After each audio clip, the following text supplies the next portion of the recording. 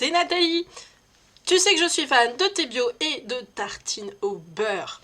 Aujourd'hui, c'est un nouvel épisode concernant les livres qui m'ont aidé à passer le cap de l'apprentissage, j'ai envie de dire, de la surdouance, de savoir qui j'étais, etc.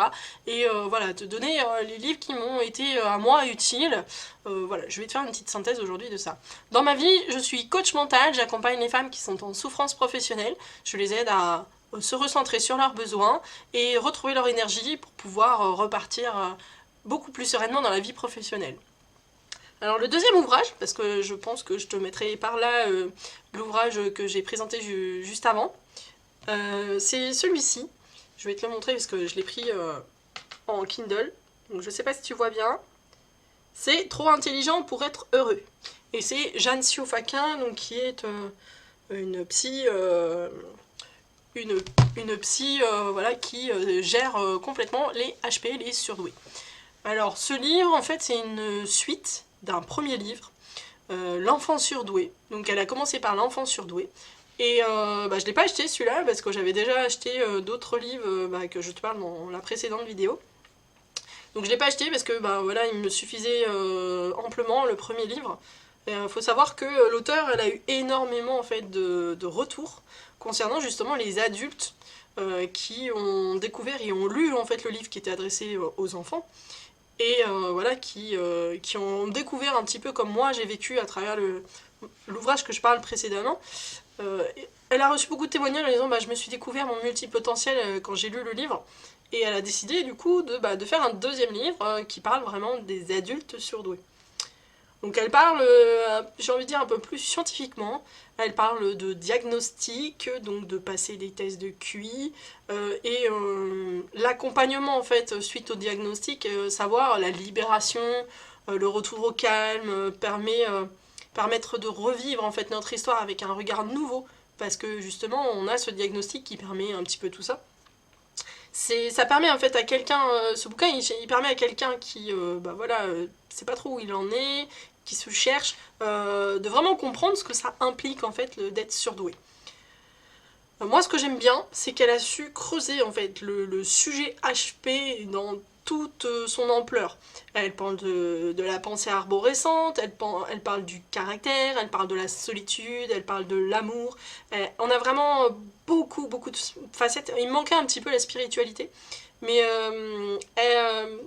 elle décrit vraiment beaucoup de choses dans ce livre et à chaque fois qu'il y avait un exemple, putain je sursautais parce que honnêtement c'était trop ce que j'avais vécu quoi.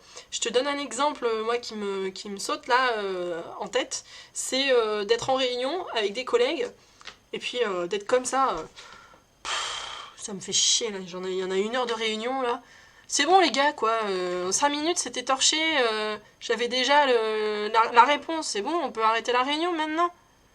Donc cet exemple-là, c'est clairement moi ce que j'ai vécu. Faire des réunions de 1 heure, voire 1 heure et demie, alors que dans ma tête, j'avais fait le flipper, ding ding ding ding ding ding ding, j'avais déjà épluché toutes les possibilités et tout ce qui était imaginable en tout cas. Et au bout de 5 minutes, déjà, je me tortillais sur ma chaise et puis je disais bon, j'en ai marre, j'écoute plus. Et j'arrivais pas à me concentrer parce que voilà, j'avais fait le tour et voilà, il faut se torcher 1 heure, 1 heure et demie de réunion en entendant chacun évoquer un truc que toi t'as pensé en 5 minutes et que ça te saoule, ça te gonfle et tu t'ennuies. Voilà. Donc moi, ces exemples, ils m'ont vraiment plu parce que voilà, je me suis vraiment vue et c'est plutôt marrant. Elle évoque aussi les possibilités du pourquoi le surdoué devient surdoué. Et ça, c'est un truc que je connaissais pas du tout. Donc voilà, ce côté-là, moi, il m'a bien plu. Et voilà. Par contre, voilà, le côté qui m'a un peu moins plu, bon, je suis une scientifique de base, donc ça me dérange pas de lire des ouvrages scientifiques. Par contre, voilà, j'ai trouvé qu'il était un peu trop présent ce côté-là, parce que elle aborde les faits de façon très scientifique, et franchement, au bout d'un moment, c'est un peu lourd. Je saurais pas doser, mais on va dire, allez, un bon tiers du livre est assez scientifique, donc au bout d'un moment, ça peut gonfler un peu. Dans tous les cas, elle cite énormément de cas en fait qu'elle a gérés, qu'elle a rencontrés, et dans l'ensemble, je trouve ça un peu triste, un peu morne en fait, parce que entre le scientifique et parler du malheur des autres, ça plombe un peu l'ambiance. Donc moi j'ai trouvé ça un petit peu négatif. Elle parle de la famille aussi, et moi j'ai pas vu ça de façon très positive. En tout cas pour moi. Pour ma fille, ça peut être intéressant. Parce que, en fait, elle parle de la famille comme étant un cocon, quelque chose de bienveillant, quelque chose qui accompagne. euh, Allô, je suis une adulte.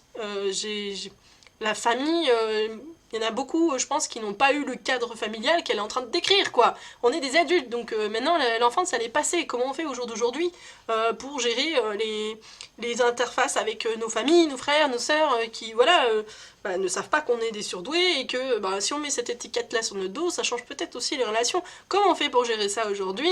Et surtout, quelque chose qui a un point faible, j'ai envie de dire, c'est tout ce qui est relations toxiques. Comment on fait quand on est surdoué? Et ça, c'est vraiment pas abordé, je trouve ça vraiment dommage. Ce qui m'a manqué un petit peu aussi, c'est comment utiliser mes ressources.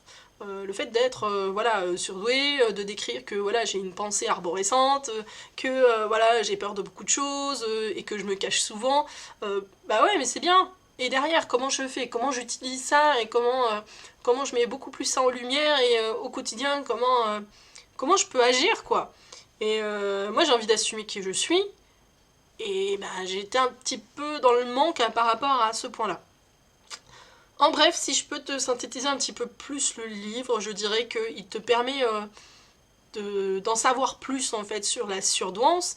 Moi, je me suis bien retrouvée dans ce livre, hein, donc je pense que si quelqu'un est surdoué, il se retrouvera vraiment dans ce qu'elle écrit. Bon voilà, la limite, c'est que il n'explique pas vraiment ce qu'on peut faire avec nos capacités et c'est un petit peu tristoun. Voilà ce que j'ai envie de te dire avec ce livre. Si je t'en parle, c'est voilà, qu'il m'a quand même été utile. Sinon, il y en a d'autres que j'ai lus, je t'en ferai pas. Je t'en ferai pas un épisode. Voilà, donc moi, voilà, j'ai envie de quand même te dire, c'est quand même intéressant.